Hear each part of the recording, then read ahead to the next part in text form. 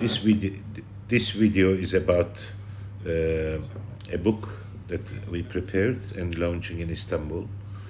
It's about Hermes Trismegistus, the life of Trismegistus and the writings of Hermes Trismegistus, and the connection we are pulling it from the thought, the ancient Egyptian god and demigod, semigod.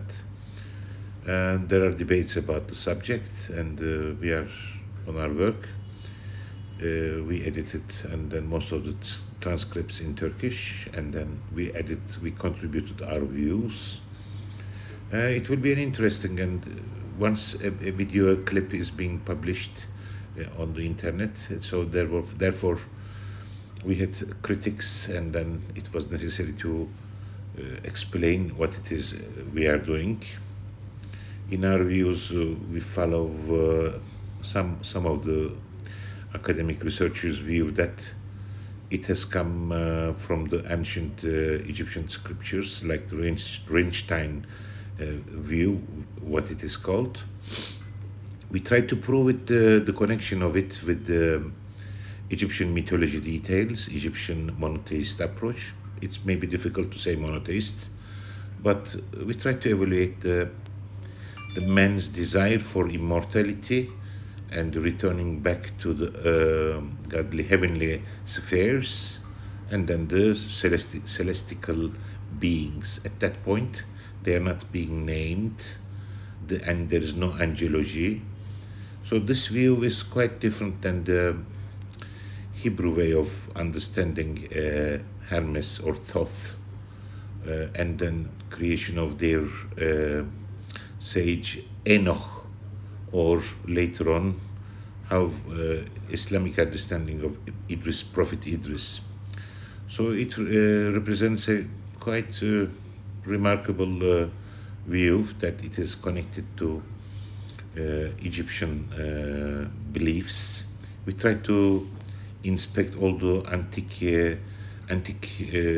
age writers about Hermes, what have they spoken, what they have added, how they see him.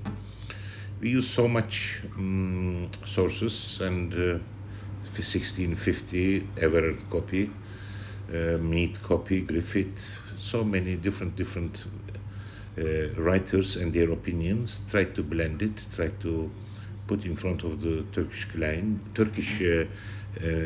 readers in a nice way. It will be understandable, and we, on the other hand, we find with many similarities how it is passed to Sufi understanding certain issues. Of course, it has nothing to do with any religion. It doesn't have any blames, or it doesn't have any accusations. But it's interesting to reread the Hermes as it should be. It's a totally different understanding concept of God and the man, and the Boer classifies it as a religion in front of Gnostic understanding. So we try to pick these up, try to show the readers the differences between Gnostic understanding and how it might have affected the Christianity symbolism, and then Jewish symbolisms involved. So the what it is called heretic ways can be well understood. Where is the origin coming from? How it is a concept of God and the universe, where the God is everywhere and inside everything that it created. It's an interesting book. Yes, we have strong requests to make it in different languages, which we are trying to do. We will do our best. I think it will be a nice reading part. Everything is with, of course, so many sources, all recorded. We try to do it in a university examination way. Everything with the sources well noted, all the symbolism openings. It will be with you shortly. So far, we're trying to finish the first volume, which is 370 pages, and then we'll follow 3 more volumes, which will include First book will include Poimandres group, Corpus Hermeticum. Then Asclepius and Stobaeus sections will come. And we added Nag Hammadi 3 verses, 3 manuscripts, so to make it more interesting, because at the time it was written, Mr. Scott will not be able to see the results of this Nag Hammadi scriptures. We try to remove the Hebrew-influenced shaped manuscripts, so it will give us a good understanding of one antique hero, Hermes Trismegistus, and maybe it is as known as Thoth, Tehuti, the funny bird-headed god of the Egyptians. Maybe Egyptians is the source of all the symbolism. We will try to add one chapter about the Hermes of Greeks, but the Greco-Roman world of Hermes Trismegistus, Hermes Trismaximus. Let's see how it will come. This was just a briefing video for the Turkish people to understand what it is about the concept. I am sure there will be lots of contributions from everywhere, and we will develop our theory to the best of our abilities. I guess the God is everywhere, and inside in everybody, every creature that he created.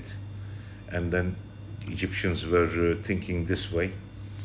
I am sure it must be influencing the Christian symbolism and the Jewish symbolism and the Islamic maybe. But the way it was covered under the soil and not being mentioned caught my attention. That's why I wanted to write this book. It took like 2 years, 3 years, plus another 20 years for the research. It is a non-profitable book. The revenues goes for a charity work. Otherwise, there is no money which can make somebody to write non-stop these for 2.5 years. And it was difficult, I must say. Anyway, this is the translation of the Turkish version, and then I am sure with your support, if it is required, we will have more English versions of it. I admire the work on the YouTube about the subject, or those who handles this subject. They've done so much good work. I wish I could do the same, but it's okay. So I think the people who likes this topic or who are researchers will like it. They are most welcome to ask anything, anytime. I'm here to support all of them. If the humanity is one, if the God is one, if the religion is one, and the Hermes should be one. So let's see if there is anything that we can add more on his importance. Let's give his rights back. That's all I want to say to you. Thank you very much for listening to me. God bless you. Bye-bye.